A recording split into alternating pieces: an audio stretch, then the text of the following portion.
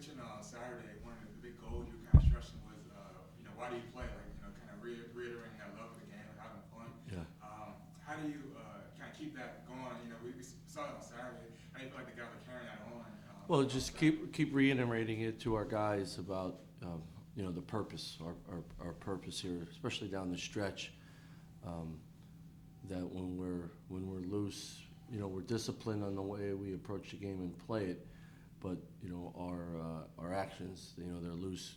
Your communication with the team, your teammates, are positive. Like the vibe, create a great vibe coming from you, and I think that helps. It starts with our staff, and it's got to lead to the players, but the players, they got to play with that vibe, and when good things are happening, it's easier.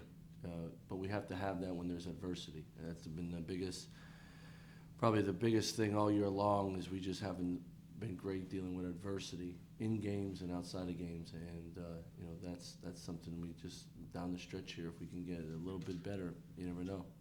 Coach, what were you thinking? Did you get a vibe going into Saturday's game about dealing with that adversity and how they might react, and how did their reaction maybe even surprise you a little bit? No, I mean it's one of these things where I said, if we're gonna bet on anybody, let's bet on us, and let's put everything on us, and let's just go, and let's see what happens, and let's not look back, let's not have any regrets the rest of the way out here, and worrying about what we can't control. What we can control is how we approach it, and then how hard we play, and sort of that was the theme.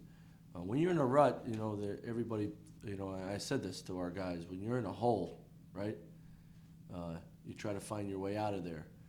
But one way to get out of there is together, and with the people you're with, and everyone's throwing dirt on you, and you just got to keep fighting. You got to keep sticking together. You got to climb out of that hole, and to do that, you got to do it together, and you got to work really hard together. And then when the game comes, you got to perform. And I think you saw that the other day. Our guys did that, and we did it with guys that had to play different roles. But we just said, the heck with it. Let's figure it out and go from there. So you just got to, there's no single answer for that. Everybody's different how they handle adversity. As a coaching staff, you work with each guy to get through it, personal adversity as well as team adversity. Coach, apologize if you answered this on Saturday. You can ignore it if you did. But what made Saturday so emotional for you? It seemed like you were especially emotional, on the bench. Yeah, it just had nothing to do with the game, like the win. It was just, all the things our guys have been through, and then some stuff that has occurred this week. The reality of it is, this is very important to our players and our staff, and to so many people that support VCU. But there's a lot of things that put some stuff in perspective, and what the guys have gone through. They're not trying to lose games. They're not trying to have a losing streak, and then how it affects our guys that people don't know or don't care enough. And then and it's been a tough week. And the number one thing as a coach for me is that our guys are healthy, that our guys are safe, that our guys are continuing to grow. And when that stuff is not occurring, that's a problem. And some of it's in your control, some of it isn't. And so it's been a long couple weeks. And yeah, we want to win, but it was more than that to me and to our staff and to our team. Have you had to change things up at all as far as practice time, practice schedules, because you have the rotation is shorter because you're missing Yeah, guys? practices are much shorter. The guys like that. I'm not sure I do. Yeah, you just instead of maybe 8 minutes on a specific emphasis or drill, it's 6 minutes or 4 minutes. To me right now, it's about fresh minds and fresh legs, and making sure our guys are clear in their job, whatever that part of the scouting report would be, or the emphasis on offense, or whatever, that our guys know. There's no gray area. They know exactly what we need to do and how we want to do it. And then you want to get guys feel good about their shots, feel good about their bodies, and feel good about the game plan. So short and sweet is probably this time of year too. And the way we play, we don't have to be in practice. We're never in practice for 2.5, 3 hours. So with not as many bodies and a couple guys banged up who are playing, we want to make sure they get their reps so they're sharp, but they understand the game plan and make sure they're fresh and ready to go for the game. What have been the biggest things you stressed to the guys who are playing, especially you got some younger guys who are stepping up, about what they need to show when they're, trying to stay on the college level and doing the right Yeah, things? yeah. Well, be in the moment. The biggest thing for a young guy or somebody who has an increased role is be in the moment. Just take care of that, the present right then and there. Don't worry about the last play, good or bad. Don't worry about the next 5 plays. Be in the moment and be in the now, and that part of it. And then don't worry about trying to hit home runs and showing the world you can play. We all know you can play. Singles and doubles get things done too, and I think that's the biggest thing. A great example of that was Trey Clark. He made some simple passes that were oohs and ahs, but they were simple passes to him. And then the one time he tried to be real creative, he threw it out of bounds. And just keep it simple. You're playing great, keeping it simple and playing really hard. And that's a great example for him with his increased minutes and a couple other guys as well. Do you have to prepare as a staff and a team as though you won't have Deontay for a while? Yeah, well, that's not just, we have multiple guys. So yeah, multiple guys we're preparing. Unless they're in practice today, we don't know when we'll have some of these guys back. So yeah, and that's as short and sweet as I can tell you is there's multiple guys going to be out for a while. So we got to make sure we're preparing to have our guys ready for practice today and ready for the game tomorrow. Do you have an idea of how tomorrow's senior night will be handled with some of those guys? No, not yet. Is Ben still day-to-day, or is he expected a little bit longer term? A little bit longer than I thought. Maybe today we could say day to day, but probably a little bit longer. And Marcus and Corey obviously still. Yeah, exactly.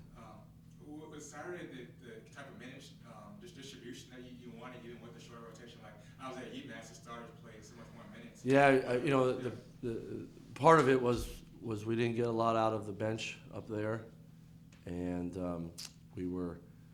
we had guys banged up that were playing in that game as well, and so we wanted to see if we can sort of shorten the game, which is not ideally to my liking, but shorten the game and see if the older guys and the guys that have played a lot of the minutes can find a way to get it done. And our bench just didn't play well really when they got in as well as we needed them.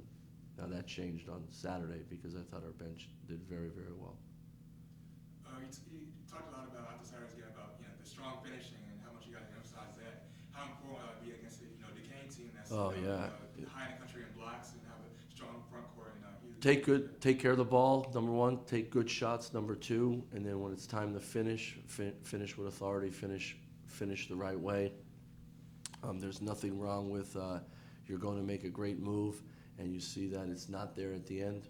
Let's be smart. Let's be strong with the ball and let's keep playing. I think that's really important. Huge. That's huge for this game.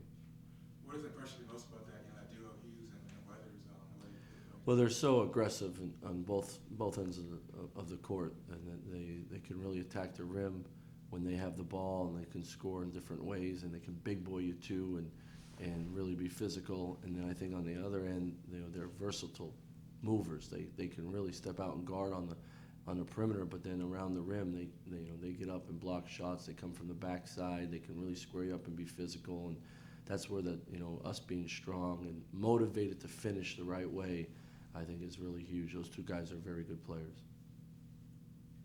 I'm actually not sure about senior night festivities, but just this group of 5 seniors as a whole, just how instrumental they've been. This has been that group that's kind of been sort of the key role players since you came in these last 3 seasons. So just how big has this group been? Yeah, some of them Marcus and Mikel, we got them here. The other 3 guys were here, and coaching change isn't always easy for young people, and then changing the environment, all that stuff. I think all 5 of these guys have grown.